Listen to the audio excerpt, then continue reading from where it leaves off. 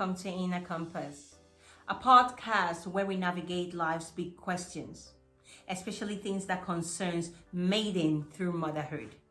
My name is Lovetti Lofua, and on today's episode, we're going to be talking about something that is very, very important. It concerns every pregnant woman and, of course, their families.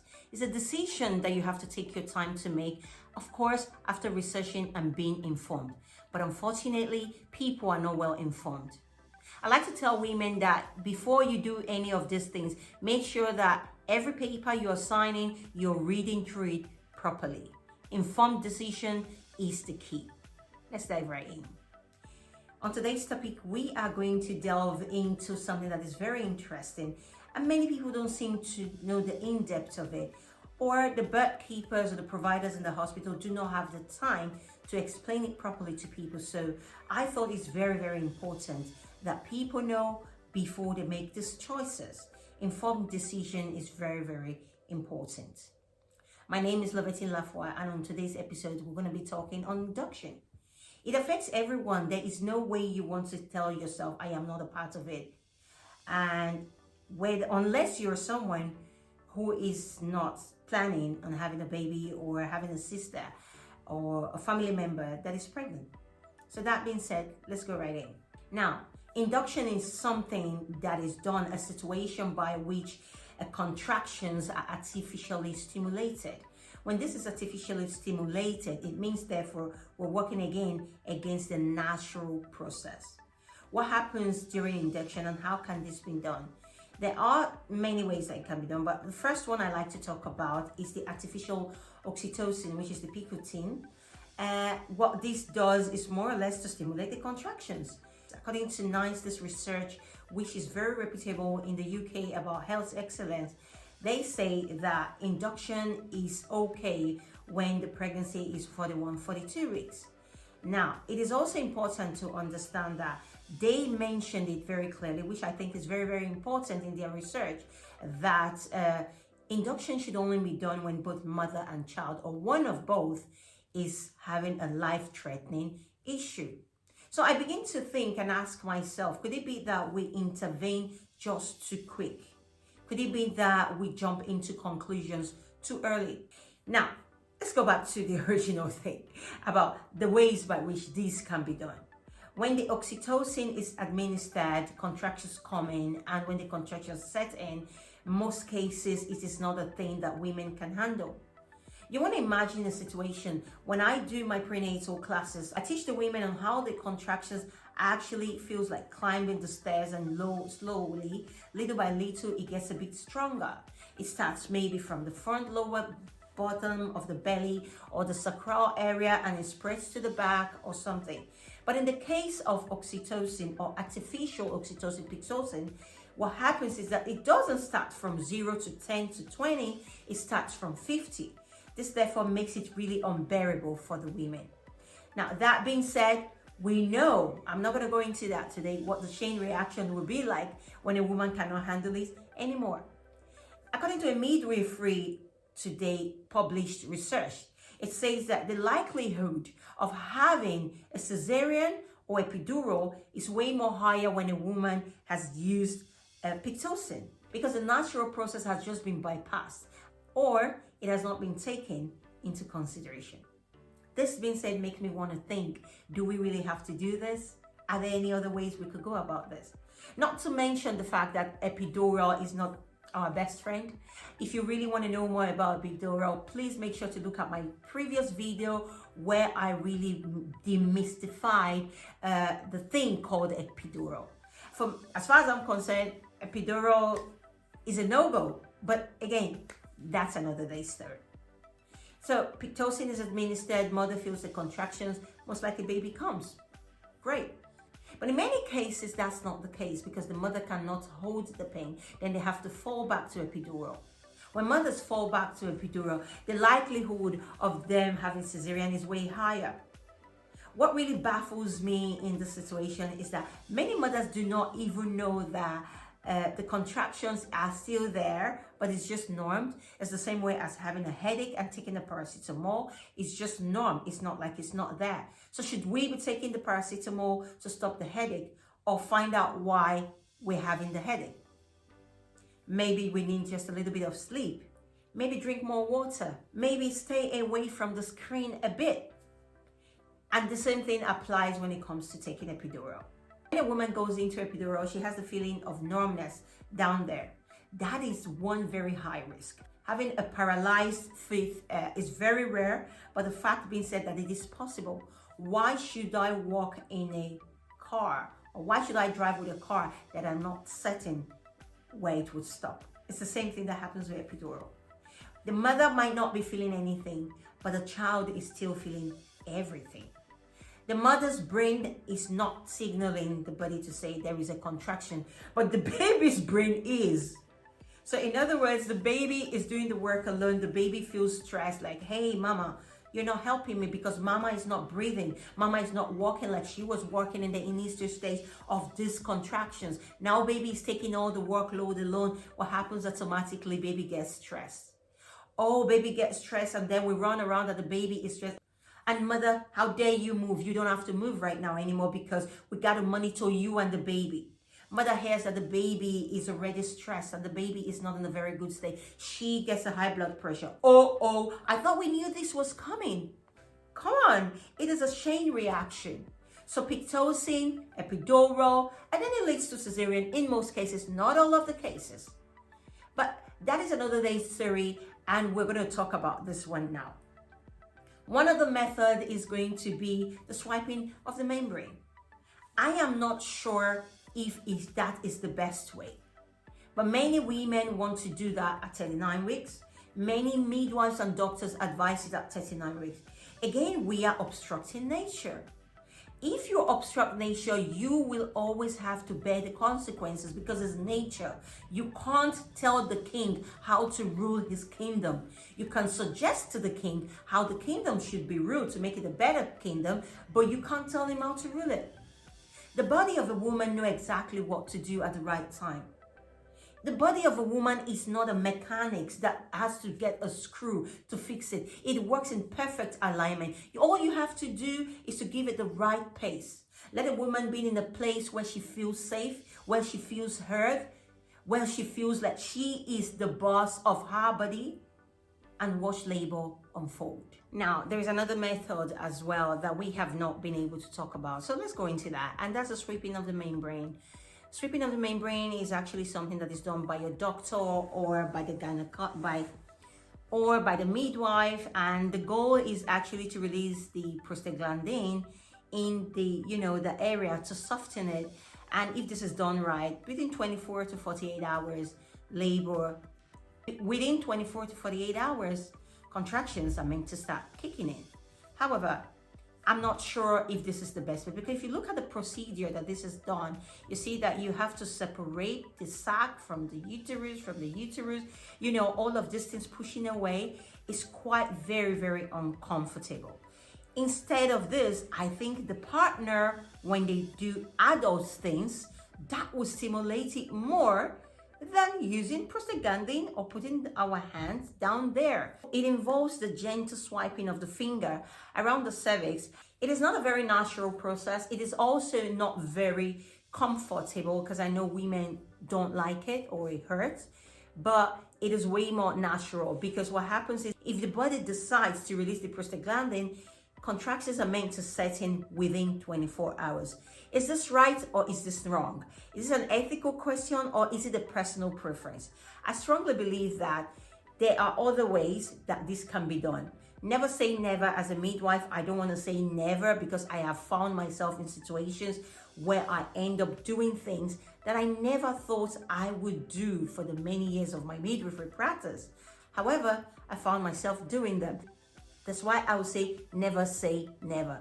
Instead of swiping the membrane, what I encourage partners to do is for them to have adult games. Adult games seem to assist this as well because the fact that the woman gets to that level, it contrasts that area and release of prostaglandin might also take place. Well, most of the times it helps. Now, when are the times that I would say that this can be done? You want to really look at the preference of a woman, like a person who has gone through trauma I would be very careful with that person, because a woman that has gone through abuse will feel very sensitive when you're going there. So I would not even want to touch at all in that case. A situation where it's already softened a bit, yeah, maybe, just maybe, you would just swipe it around a little. But again, like I said, it's not my best option. I really like things unfolding the natural process. I rather she is climbing the stairs. I rather they're having outdoors games. I rather she is in a very conducive environment and very relaxed, and forget about the pregnancy and just live her daily life and see if things will kick in from there. Also, I will do maybe I'll do a membrane swipe at 41, 42 weeks. Just maybe. Again, I say it's not my favorite, but maybe I would do that around 41, 42 weeks, not everything 38, 39 weeks. The reason being because we are not sure when the child is ready to come. So we don't want to start telling the child, hey, you got to move out. It's like evacuating the house before you are even ready. Having said that though, if you have noticed that the placenta is not functioning properly, and for reasons like the baby is not moving right, you want to see your physician. That is very, very important. You want to see your healthcare provider to find out why that movement is not there. It is also very, very important to understand that before that would be done, before I would do that, I'll make sure that the cervix is already ripe and soft, is already prepared. It feels like the lip, you know, and not like my nose. You know what I mean? It feels really soft already. That is when I might, like I said, I might do it. Again, never say never, right? Two things. If a woman is not comfortable, I would not get close. If she's not comfortable, I would not do it. Also, if she says she's feeling pain, I strongly believe that that area would be painful. However, it can also be done with caution. So if someone is already very sensitive to pain, I will not do a membrane swipe. There is plus and minus. The good thing is that it is going to let things come on naturally without going through any Pitocin or without having to do, you know, starting from middle instead of the beginning. Having said that though, it has its own side effect, which I had just mentioned. And finally, we have the breaking of the waters. This is one thing that I really do not like happening personally. I like it happening at the last stage. So when a woman is a 9 or 8 or 7 centimeters and the water break naturally, I smile like I go from north to south, you know, because I know we're on the right path and yes, we're doing this. Having said of that, it can be done artificially. Now, when the two times that this can be done artificially, a woman comes into a hospital because she has been feeling some minor or slight contractions and she is in 2 centimeters. Sometimes it might be broken to trigger stronger contractions, but it works very similar like when someone takes a Pitocin, because the body is not yet ready for that phase. So it's like something that started from phase 1 and it's already in phase 2, and we triggered it by breaking the water to phase 4. Automatically the body is struggling with that contractions. It's already too much for it. What I like, what I encourage people to do is to let that water stay as much as possible, because like you really have to think about it like this. When the water is broken, it's more like the baby is dry. It's not dry, I'm just using that word. You have to understand this, that water has a purpose. It is meant to lubricate the area. So it's like going on skating and you have the ice. If you had stones, you wouldn't be able to skate. It's the same thing when a woman needs that water to break and lubricate the area and the head can tuck in better. Now, this is my own view, and I think it's the view of every midwife or any birth keeper. But breaking it artificially is not a very good thing. Now, in a situation where you break the water early, you would see things like stronger contractions, again, starting maybe not from 50, but from 20. You would see the woman not being able to bear it because she's not even mentally ready yet. But if it was going slowly, she would be ready for this, right? You know what I mean? Is this coming across? So when you take your time to really assimilate the things that I'm telling you, you'd understand that breaking the water is almost not necessary. It will break anyway when it's ready. Now, there are some very rare occasions where I would say let's break it or encourage it, but I wouldn't. I had a situation once where a woman had labored for almost 40 hours. Almost. But like the real contractions had been there for about 13 to 14 hours. And I saw that it was really getting tiring for her. So what we did when it came, it was really bulbing. And I asked her, do you want this broken? She said yes. And she did it. You see that? I didn't take her authority. I didn't take her power from her. She did it. She delivered the baby. And that's the way I think it should unfold. But again, we do it the other way. We break it in between and then we get excessive contractions. And then we ask the woman, oh, she can't bear it. Or the woman say, I can't bear the pain. And we fall back to anti-epidural. And anti-epidural then brings us to Uncle CS many a times. Am I making sense? Is this coming across to everyone like it making sense to me? How then do we handle induction of labor?